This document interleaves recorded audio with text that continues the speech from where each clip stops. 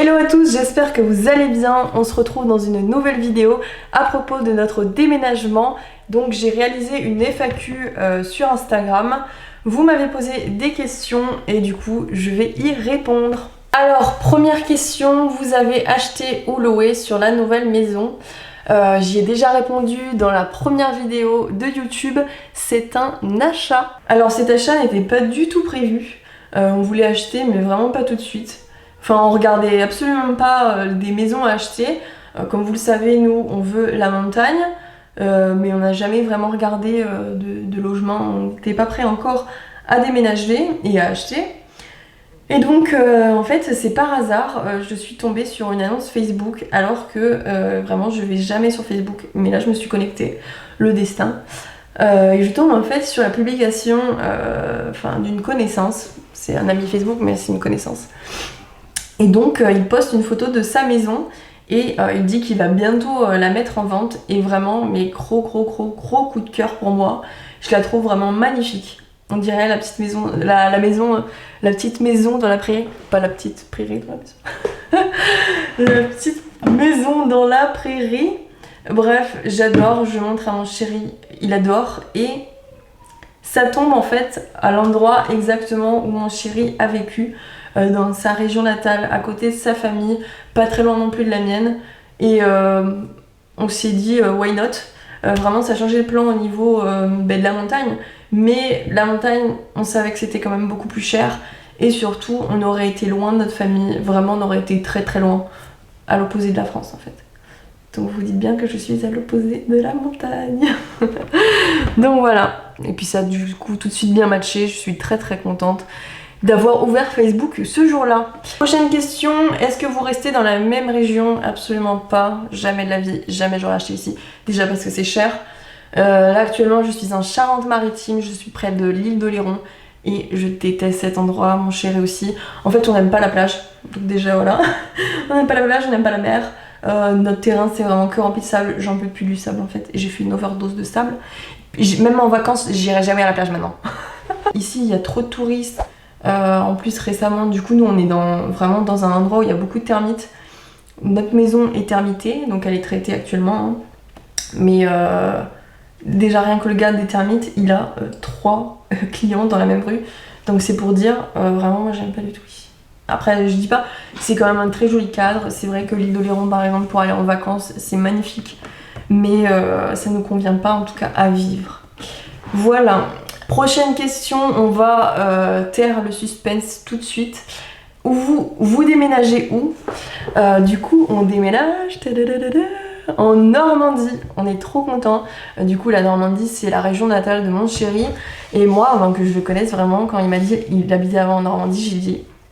Moi je croyais que c'était un peu comme la Creuse, vraiment.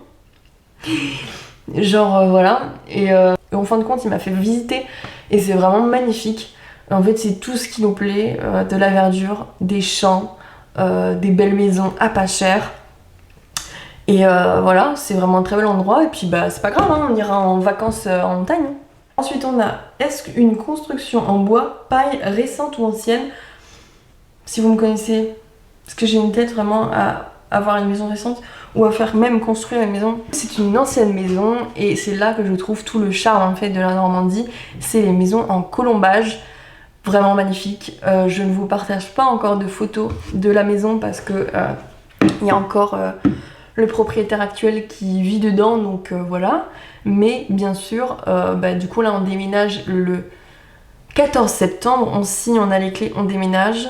Et donc je vous ferai une vidéo à ce moment-là, je pense que la semaine qui suit.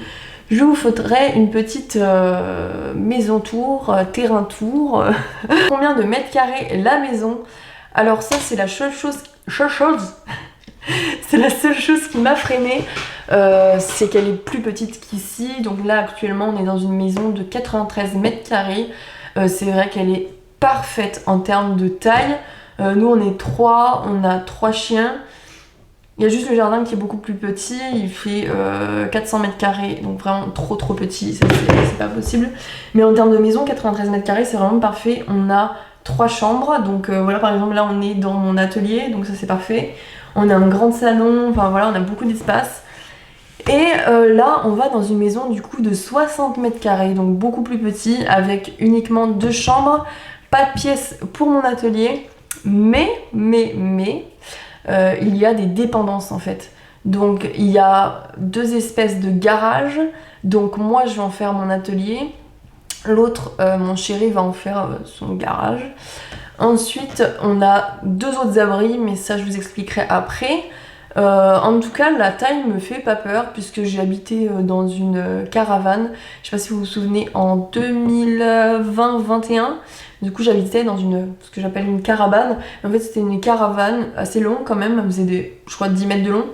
Et avec un bardage en bois, ce qui fait que ça faisait vraiment cabane, on n'avait pas l'impression que c'était une caravane. Mais voilà, j'ai l'habitude du petit espace. Donc voilà, je me dis que c'est pas trop grave. Tant que j'avais en fait un endroit pour faire mon atelier quand même, ça c'est important. Mais voilà, on verra. Hein. Quelle a été la chose non négociable que tu as voulu pour ta maison? Bien c'est le terrain. Je voulais un grand terrain, ça c'était vraiment non négociable. Allez-vous faire des travaux dans votre nouvelle maison? PS, j'adore ton contenu, merci beaucoup, ça me fait plaisir. Et du coup, non, alors oui, non. En gros, la maison elle est directement habitable, en plus elle est toute blanche, vraiment, il n'y a pas de truc à faire niveau goût. Ce qu'on refera dans l'immédiat, à l'intérieur de la maison en tout cas, ça va être l'escalier, puisqu'il est vraiment très raide. Moi j'aime pas trop, et en plus avec Zizou ça va être un peu dangereux. Donc ça va être ça, et ensuite oui on aimerait des travaux d'agrandissement, aussi refaire la cuisine, mais bon ça c'est vraiment pas pour le moment.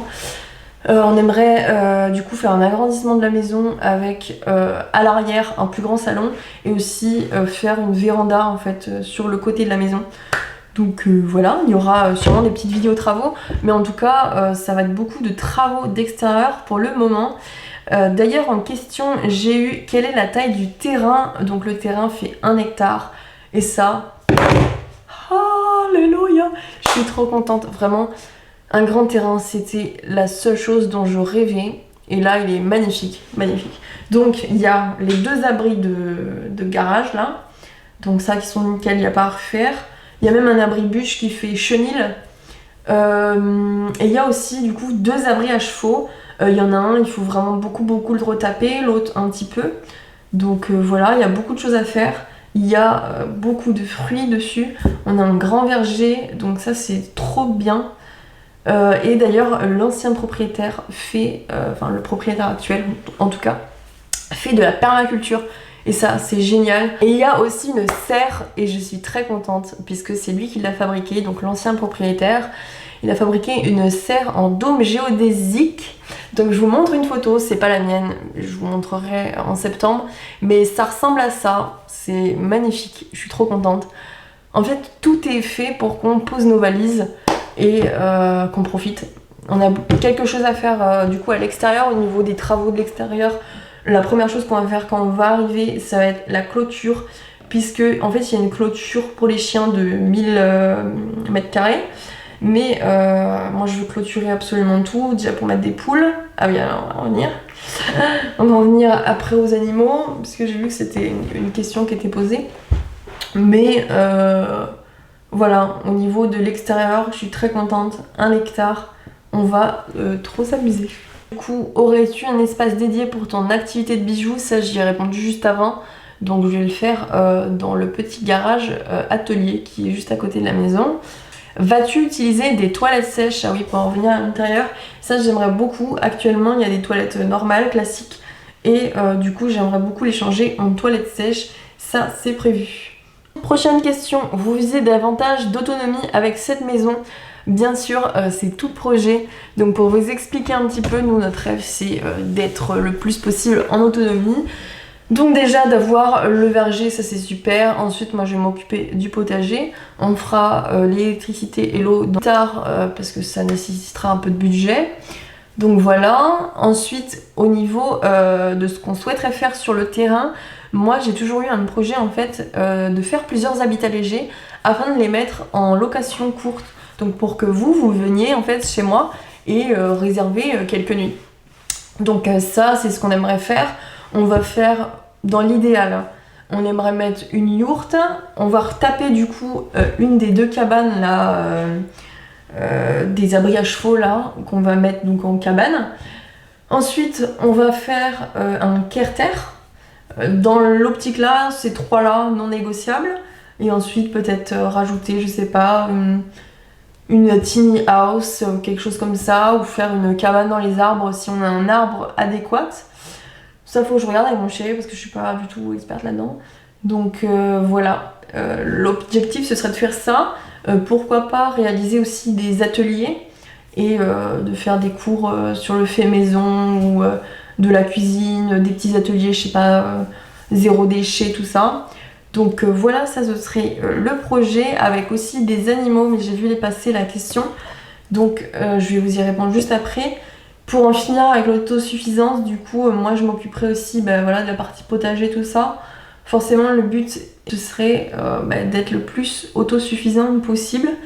Et donc de vous partager ça forcément sur la chaîne, puisque si vous avez vu juste en haut ma photo de couverture, c'est en quête d'autonomie. Donc il y avait un petit indice quand même pour cette question. Donc voilà, ensuite qu'est-ce qu'on a comme question? Allez-vous avoir d'autres animaux? Oui, ce que j'aimerais en non négociable, alors pas beaucoup, parce que c'est quand même beaucoup de travail. Ce que j'aimerais, c'est des chèvres, donc c'est pour ça l'importance de clôturer dès qu'on arrive, parce qu'en fait il y a déjà un petit bouc qui m'attend, une adoption de bouc de quelqu'un qui a des problèmes avec lui. Donc voilà, j'aimerais me le récupérer et donc avoir une chèvre, donc une chèvre et un bouc. Donc voilà, donc ça c'est l'objectif premier, c'est de clôturer pour elle et ensuite d'avoir des poules. Donc ça c'est vraiment les deux choses non négociables. Ensuite peut-être à l'avenir des canards coureurs indiens, mais honnêtement je sais pas, il faut que je me renseigne un peu plus. Mais après pas plus que ça, hein, franchement. Après j'aimerais beaucoup aussi un petit chat, puisque j'avais un chat avant et que ça me manque beaucoup. Et donc on aura un grand espace là-bas pour qu'il se sente bien. Donc voilà, mais franchement pas plus que ça. Je veux pas non plus faire une ferme. Donc voilà. Ensuite comme question nous avons: si vous avez plus de place dans la future maison, tu comptes faire du maraîchage et vendre ou pas?